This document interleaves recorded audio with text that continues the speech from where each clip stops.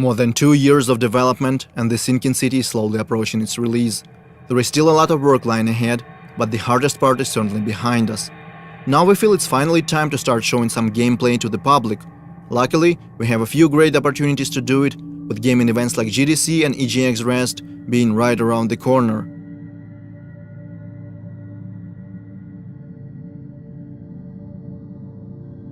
Making a demo is always a challenge, we know that by now. Our goal is to show as much diversity as possible, diversity of our gameplay features and cultural aspects as well.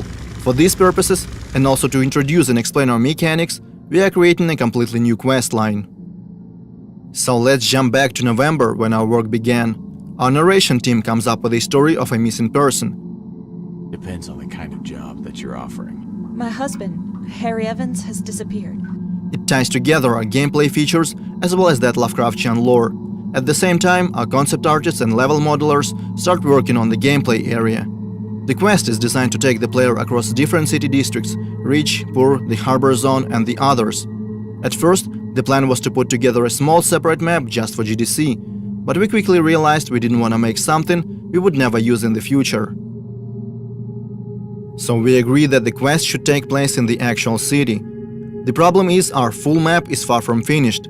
It already has streets and buildings, but is lacking those small details that make a city feel alive. To negate that, we decide to border off the gameplay area and spice it up a little, add points of interest, vehicles, landmarks, and of course our monoliths. So now we have a more or less finished and polished part of the map that we can use in our final product. Things are going smoothly. Obviously, different bugs and glitches keep popping up like crazy.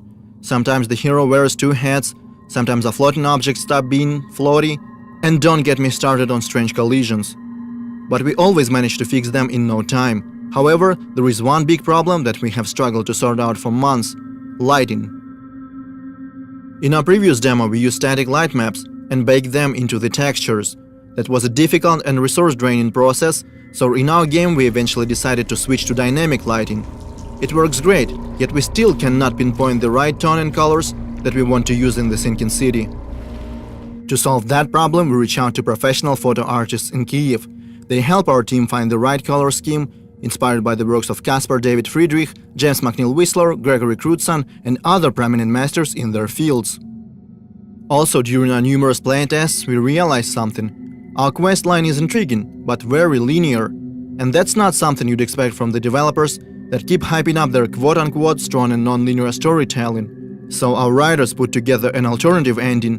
I guess you could call it a good ending, available only for the most observant investigators. There is something else that requires a lot of effort to produce.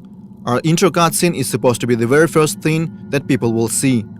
Obviously, we want to make it look impressive and true to our source of inspiration, Lovecraft. Our cinematic artists decide to start the cutscene in the water, slowly emerging to show the city.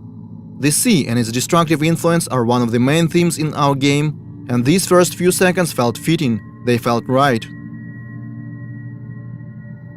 There is a whole lot of work being done in the meantime. Our animation specialists are working on making those characters and objects move realistically.